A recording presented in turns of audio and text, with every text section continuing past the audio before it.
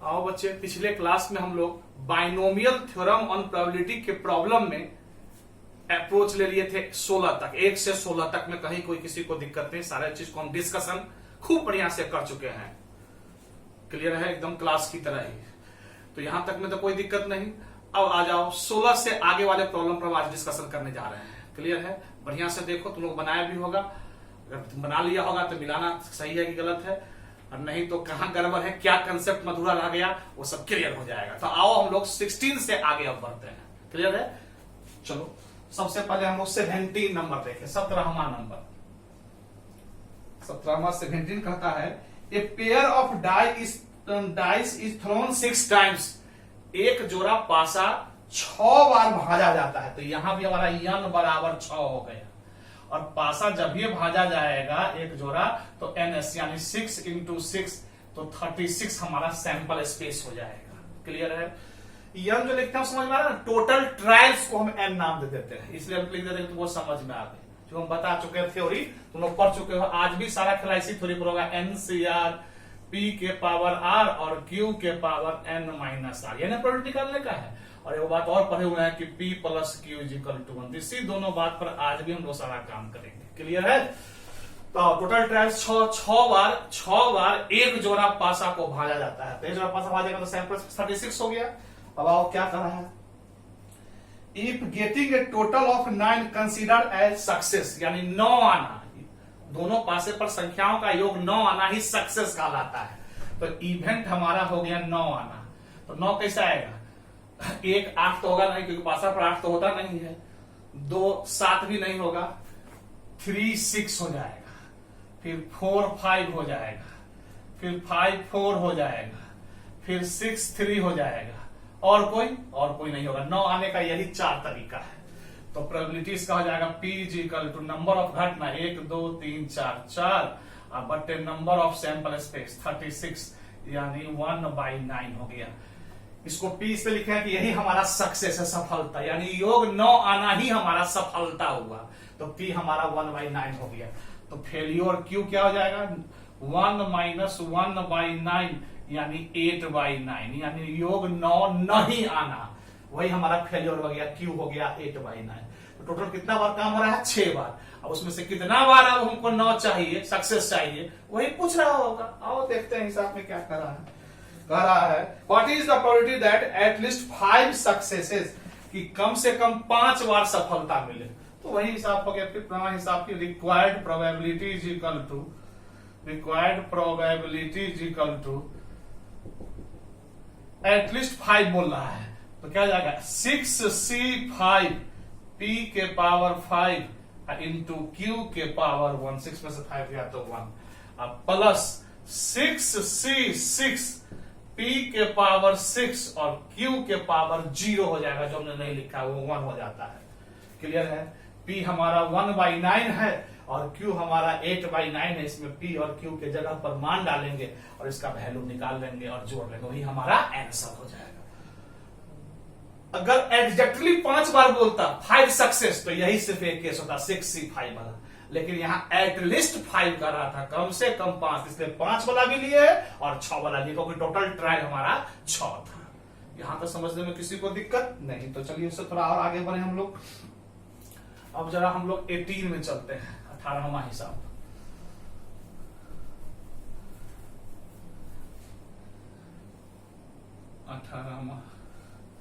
18वां कर रहा है ए फैमिली हैज 3 चिल्ड्रेन, एक परिवार में 3 बच्चे हैं। ठीक है, what is the probability that the family has 1 male child. पहला हिसाब करा कि 1 मेल चाइल्ड होने का प्रोबेबिलिटी निकालिए, एटलीस्ट 1 मेल चाइल्ड। दूसरा में कह रहा है कि एटलीस्ट 1 मेल चाइल्ड निकालिए, assuming that the probability of child being male और फीमेल बी इक्वल। ठीक है, कह रहा है कि मेल और फीमेल होने का बराबर प्रोबेबिलिटी, यानी पुरुष और स्त्री होने का बराबर प्रोबेबिलिटी है। यानी P बराबर हो गया 1/2 और Q भी हो गया 1/2। अगर मान लो मेल होना, पुरुष होना हमारा सफलता है, उसी को हम P नाम दिए, तो 1/2। तो स्त्री होना हमारा सफलता हो जाएगा, फेलियर जिसको बोलते हैं सक्सेसिव फेलियर। तो 1 में से 1/2 दोनों इक्वल कह रहा है। तो आइए पहला हिसाब अब क्या पूछ रहा है, देखो कह रहा है 3 ठो बच्चे हैं। कितने बच्चे हैं? 3 बच्चे हैं। उसमें से कितने होना चाहिए? मेल। तो मेल होना चाहिए, पहला हिसाब में कह रहा है 1 मेल चाइल्ड, यानी एक मेल चाइल्ड होना चाहिए। एग्जैक्टली 1 कह रहा है। तो पहला हिसाब हमारा हो गया required probability is equal to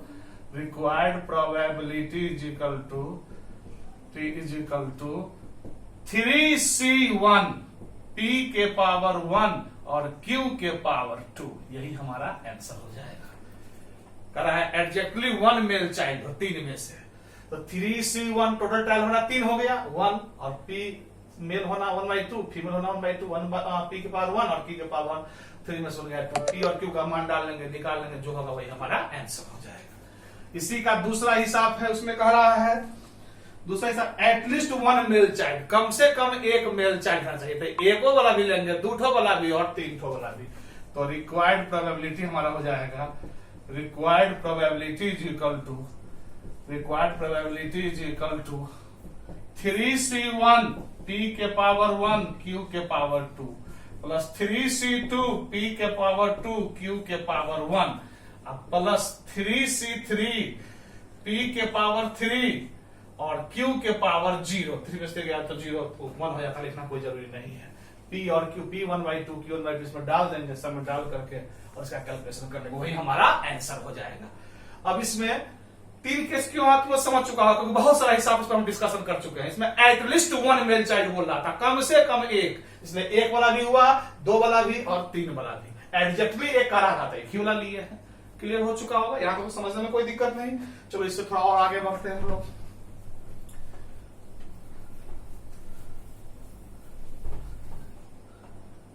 19वां हिसाब बहुत आसान है, उसी तरीका का है जैसे 18 हम लोग बनाया है, बना लेना।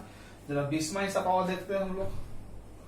20 कह रहा है there are 6% defective items in a large bulk of items.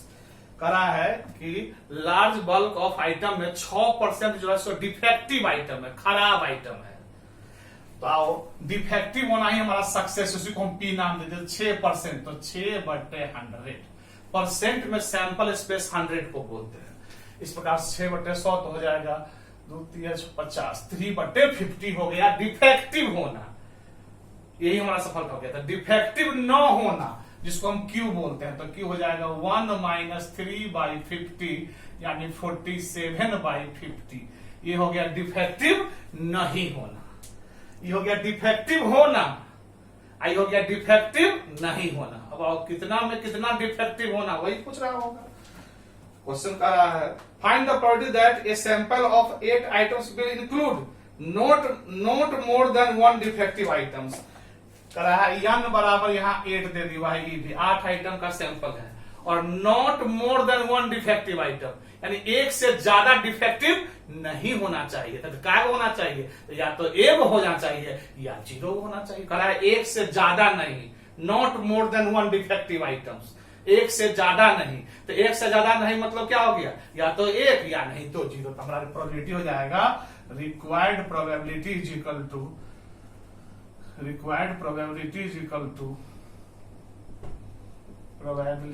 Equal to not more than 1। तो 8C1 बनाए वो P के पावर 1 और Q के पावर 7 आए वो 0 वाला प्लस 8C0 P के पावर 0 तो 1 हो जाएगा इंटू Q के पावर 8 में से 0 गया तो 8। यही हमारा आंसर हो गया। नॉट मोर देन 1 डिफेक्टिव यानी 1 से ज्यादा डिफेक्टिव नहीं हो। तो या तो 1 हो या तो 1 को नहीं हो यानी 0 हो। तो 8C1 P के पावर 1 और Q के पावर 8 में से हो गया 7। 8C0 P के पावर 0 और Q के पावर 8 में से 0 गया तो 8। और इस प्रकार से P हमारा 3/50, Q है 47/50। इसमें P और Q का मान डालेंगे, रख करके कैलकुलेशन कर लेंगे, जो होगा वही हमारा आंसर हो जाएगा। यहाँ तक तो समझने में किसी को दिक्कत नहीं।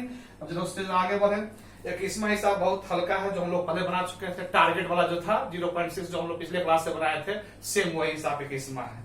22वां हिसाब वही है जो अभी हम 20वां बनाए हैं, इसलिए 21 22 दोनों हम लोग का बना लिए। अब आओ जरा 23वां हिसाब हम लोग आते हैं। 23वां हिसाब भी आसान है, यही बना रहे हैं। देखो 23वां हिसाब का है assuming that on an average 1 telephone number out of 15 called between 2 PM to 3 PM on a weekdays is a busy। कराए 2 बजे से 3 बजे शाम में वीक डेज में, सप्ताह वीक डेज में 15 को जो कॉल आता है उसमें से 1 टेलीफोन नंबर जो होता है वो बिजी होता है। कह रहा है एज्यूमिंग दैट, यह मानते हुए कि on an average 1 telephone number out of 15 call between 2 PM to 3 PM on a big days is a busy, यानी 2 से 3 बजे के बीच में 15 को जो फोन आता है उसमें से एक फोन जो होता है वो बिजी होता है। तो बिजी होना ही हमारा सफलता हो गया। P = 1/15, यानी बिजी होना कोई हम सक्सेस मान लिए P, तो 15 को में एगो बिजी होता है 1/15 ही प्रोबेबिलिटी हो जाएगा। तो बिजी न होना Q = 1 - 1/15 यानी 14/15 हो गया। ये हो गया बिजी होने का प्रोबेबिलिटी, यह बिजी फोन नंबर को बिजी होने का प्रोबेबिलिटी, और यह बिजी न होने का प्रोबेबिलिटी, व्यस्त न होने का प्रोबेबिलिटी। तो क्वेश्चन में पढ़ो ना, कितना में कितना बिजी, यही पूछ रहा होगा। क्वेश्चन कर रहा है what is the probability that of 6 randomly selected telephone number are called at least 3 of them will be busy. 6 गो में से एटलीस्ट 3 गो बिजी होगा, इसका क्या प्रोबेबिलिटी है वही कह रहा है निकालने के लिए। यहाँ n बराबर हमारा क्या हो गया 6 हो गया। तो रिक्वायर्ड प्रोबेबिलिटी हमारा हो गया, required probability is equal to at least 3 कह रहा है। तो 6C3 P के पावर 3 Q के पावर 3 प्लस 6C4 P के पावर 4 Q के पावर 2 प्लस 6C5 P के पावर 5 और Q के पावर 1 प्लस 6C6 P के पावर 6 और Q के पावर 0, जो 1 हो जाता है लिखने की जरूरत नहीं है। तो यही हमारा 4 केस में हिसाब चला गया। करा था 6 गो में एटलीस्ट, हाँ वही क्वेश्चन करा है 6 रैंडमली सिलेक्टेड टेलीफोन नंबर और कौन at least 3 of them will be busy. 6 गो में से एटलीस्ट 3 बिजी हो, कम से कम 3, इसलिए 3 वाला भी लिए हैं, 4 वाला भी लिए हैं, 5 वाला भी, 6 वाला भी। इसी में एग्जैक्टली 3 कहता तो सिर्फ यही केस होता है, एग्जैक्टली 4 कहता तो यही, एग्जैक्टली 5 तो यही, एग्जैक्टली 6, लेकिन एटलीस्ट 3 मतलब कम से कम 3। तो 3 वाला भी लिए, 4 वाला भी लिए और 5 वाला भी लिए और 6 वाला भी लिए। P और Q का मान दिया है, P हमारा 1/15 है, Q हमारा 14/15, इसमें P और Q का मान डालेंगे और इसका कैलकुलेशन कर लेंगे, जो होगा वही हमारा आंसर हो जाएगा। तो यहां तक समझने में किसी को दिक्कत नहीं ना? चलो तो इससे आगे थोड़ा और बढ़ते हैं हम लोग। तो 23 तक हम लोग का हो चुका, अब जरा 24वां भी होते।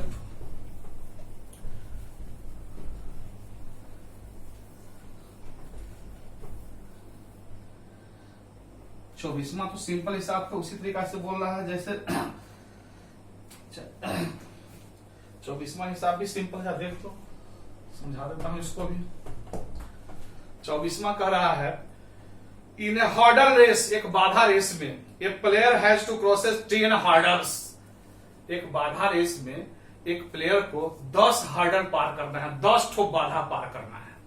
ठीक है, कितना बाधा पार करना है? 10 ठो, यानी n बराबर हमारा क्या हो गया यहां पर 10 हो गया। क्लियर है, आगे बढ़िए। The probability that he will clear each hurdle is 5/6। बाधा को वह क्लियर कर लेगा, इसका प्रोबेबिलिटी कितना है? 5/6। P हम मान लेते हैं क्लियर करना, तो यह हो गया 5/6। क्लियर न करना हो जाएगा 1 - 5/6, यानी हो जाएगा 1/6। समझ में आया? ये हो गया क्लियर करना, ये हो गया क्लियर न करना। The probability that he will clear each hurdle, प्रत्येक हर्डल को वह क्लियर करेगा, क्लियर करने का प्रोबेबिलिटी हो गया 5/6। क्लियर है? और क्लियर न करने का प्रोबेबिलिटी 1 - 5/6 यानी 1/6। चलो भाई आगे बढ़ो। तो कहता है what is the probability that he will knock down fewer than 2 hurdles. तो कह रहा है क्या प्रोबेबिलिटी होगा कि वह 2 से knock down fewer than 2 hurdles, यानी 2 से कम में वह नॉकडाउन हो जाएगा, यानी उसको बाधा हो जाएगा। ये हो गया बाधा क्लियर करना। कहता है कि फीवर देन 2, 2 से कम में उसको बाधा हो जाएगा। तो यहां पर देखो, यहां पर अगर PQ के रूप में सेंस करें तो ये तो गया क्लियर करना, ये हो गया क्लियर न करना। तो यहां क्लियर न करना, बाधा करना ही हमारा सफलता हो गई। इसको P ले लो और इसको Q ले लेते हैं, क्योंकि PQ हम बार बार चर्चा कर रहे हैं। हमारी बात समझ में आ गया। क्वेश्चन हो गया ये हर्डल क्लियर करना, ये हमारा 5/6 है। हर्डल क्लियर ना करना यानी बाधा करना, हर्डल क्लियर नहीं होगा हमसे, क्लियर है तो वो हमारा हो गया 1/6 और क्लियर हो गया हमारा 5/6। तो कह रहा है कि 10 में से फीवर देन 2 में हर्डल क्लियर नहीं हो, यही क्वेश्चन कर रहा है कि what is the proof that he will knock down fewer than 2 hurdles, यानी नॉक डाउन हो गया गिर जाए, यानी बाधा क्लियर नहीं हो। कितना में? फीवर देन 2 हर्डल्स, 2 से कम में, 2 से कम में बाधा क्लियर नहीं हो, यही क्वेश्चन कह रहा है। क्लियर है तो यहां हमारा प्रोबेबिलिटी हो जाएगा 2 से कम में, तो यानी या तो एगो 1 वाला ले लेंगे या नहीं तो 0 वाला। क्लियर है, 1 या नहीं तो 0। तो रिक्वायर्ड प्रोबेबिलिटी हमारा हो गया, required probability is equal to, probability is equal to 10C1 P के पावर 1 और Q के पावर 9। ठीक है, अब प्लस एक हो गया 10C0 और P के पावर 0 1 हो जाएगा और Q के पावर 9। समझ में आया? क्वेश्चन कर रहा था तो ठीक पावर सुन लो। टोटल 10 को बाधा है, बाधा क्लियर करने का प्रोबेबिलिटी जो है वो 5/6 है। बाधा क्लियर करना, बाधा न क्लियर करना, बाधा नहीं क्लियर करने का प्रोबेबिलिटी हो जाएगा 1/6। तो हमको बाधा नहीं क्लियर हो कर रहा है कि दो क्वेश्चन कर रहा है कि what is the probability that he will knock down fewer than 2 hurdles, 2 से कम में नॉक डाउन हो जाए, 2 से कम में नॉकडाउन हो गया, या तो 1 में हो जाए या तो 0 में, यदि 1 तो बाधा क्लियर नहीं करे या 0 बाधा नहीं क्लियर करे, तो नहीं क्लियर करना हमारे यहाँ सफलता, तो इसलिए इसको हम P मान दिए हैं। अब तुम लोगों को समझ में आ गया होगा, उल्टा काम हुआ है यहाँ, इसलिए P की पावर 1 Q के पावर 9 और यहाँ 10C0 P की पावर 0 और Q के पावर 9। अब P और Q, P है हमारा 1/6, Q है हमारा 5/6। अब इसमें मान डालोगे और मान डाल कर कैलकुलेशन कर लेंगे, वही हमारा आंसर हो जाएगा। ये हमारा 24वां हिसाब था। एक हिसाब और देखो 25वां, यहीं पर हम बना रहे हैं, चाहे इसको मिटा देता हूं।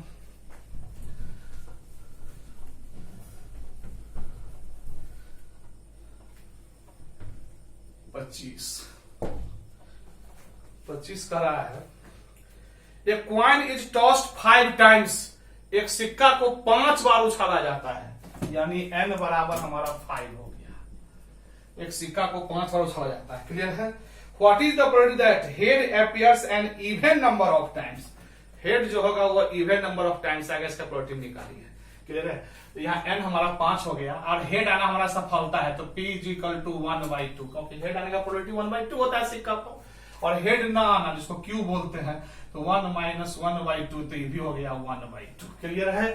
अब required probability, required probability is equal to, required probability is equal to, देखो क्वेश्चन कह रहा है कि इवन नंबर वार हेड आवे, इसकी प्रोबेबिलिटी निकाली। इवन नंबर, तो इवन नंबर कौन कौन हो जाएगा? एक ठो 2 होगा और एक ठो 4 होगा, क्योंकि 5 बार काम हो रहा है, तो इवन नंबर या तो 2 होगा या नहीं तो 4 होगा। वही कह रहा है कि what is the probability that head appears an even number of times, हो जाएगा 5C2 P के पावर 2 और Q के पावर 3, 5 में से 2 गया तो 3, अब प्लस 5C4 इवन नंबर का है, इसलिए 3 वाला नहीं लिए हैं, 2 के बाद सिर्फ 4 हो जाएगा, P के पावर 4 और Q के पावर 5 में से 4 गया तो 1 हो गया। यही 2 केस बना, इवन नंबर वाला 2, 5 टोटल ट्रायल 5 है, तो उसमें इवन नंबर वाला यही 2 और 4। इसी में कहा था ऑड नंबर वाला हेड आवे, तो यहाँ 5C1 वाला केस ले, तो जो अगला हिसाब हमारा 26वां हिसाब है वो ऑड नंबर वाला कह रहा है। समझ में आया?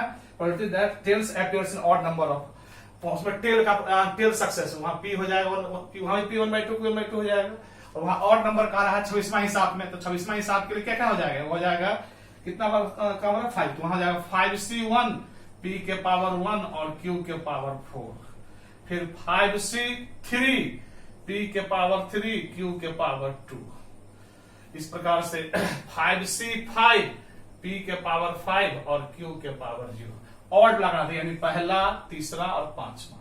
26वां हिसाब में जो है अगला, लेकिन 25वां में कह रहा था इवन नंबर, इसलिए दूसरा और चौथा वाला ही हम लोग लिए हैं। तो क्लियर हो गया। इस प्रकार से 25 भी तुमको क्लियर हो गया और 26 भी तुमको क्लियर हो गया। क्लियर है? तो अभी तक तुमको हम कितना प्रॉब्लम बनाने के लिए दिए थे? 26 दिए थे बनाने के लिए। तो यहां तक तो समझने में किसी को दिक्कत? तो इस प्रकार से हम सारे प्रॉब्लम का डिस्कशन कर चुके हैं, 1 से लेकर 26 तक लगभग हर प्रॉब्लम पर हम डिस्कशन किए हैं और तुम लोग बढ़िया से समझ गया होगा, ऐसा हम उम्मीद भी करते हैं। क्लियर है? क्योंकि सामने में तो हो नहीं, इसलिए उम्मीद ही किया जा सकता है। क्लियर है? तो यहां तक में तो कोई दिक्कत नहीं। अब इसके आगे ध्यान सुनना। तो अभी तक जो हम लोग प्रॉब्लम बनाए हैं वो बाइनोमियल थ्योरम ऑन प्रोबेबिलिटी बनाए हैं। अब हम लोग प्रोबेबिलिटी का लास्ट टॉपिक पढ़ेंगे और वह बड़ी इंपॉर्टेंट टॉपिक है जो हम लोग अगले क्लास में पढ़ेंगे। अगले क्लास उसका थ्योरी हम पढ़ाएंगे और वह टॉपिक है बाइनोमियल डिस्ट्रीब्यूशन। याद करना, हम पढ़ाए थे तुम लोगों को प्रोबेबिलिटी डिस्ट्रीब्यूशन, प्रोबेबिलिटी डिस्ट्रीब्यूशन पढ़ाए थे, याद करो। रैंडम वेरिएबल और उसके प्रोबेबिलिटी के डाटा को, आंकड़ा को ही प्रोबेबिलिटी डिस्ट्रीब्यूशन कहते थे। इसलिए प्रोबेबिलिटी डिस्ट्रीब्यूशन वाला जो वीडियो हम भेजे हुए हैं वो देख लेना, हेडिंग प्रोबेबिलिटी डिस्ट्रीब्यूशन वाला, उसको बढ़िया से देख लेना, उसी पर आधारित वो एक्सरसाइज। तो अगले क्लास में फिर हम लोग थ्योरी पढ़ेंगे और वो हम लोगों का लास्ट टॉपिक होगा थ्योरी का, ये कहते हैं प्रोबेबिलिटी का, और उस टॉपिक का नाम होगा बाइनोमियल डिस्ट्रीब्यूशन, जो हम लोग अगले क्लास में पढ़ेंगे। क्लियर है? तो यहां तक बहुत इंपॉर्टेंट होगा। तो यहां तक समझने में किसी को दिक्कत नहीं, प्रॉब्लम तो क्लियर हो गया। चलो, तो सभी बच्चों को बहुत बहुत प्यार और thank you for your patience.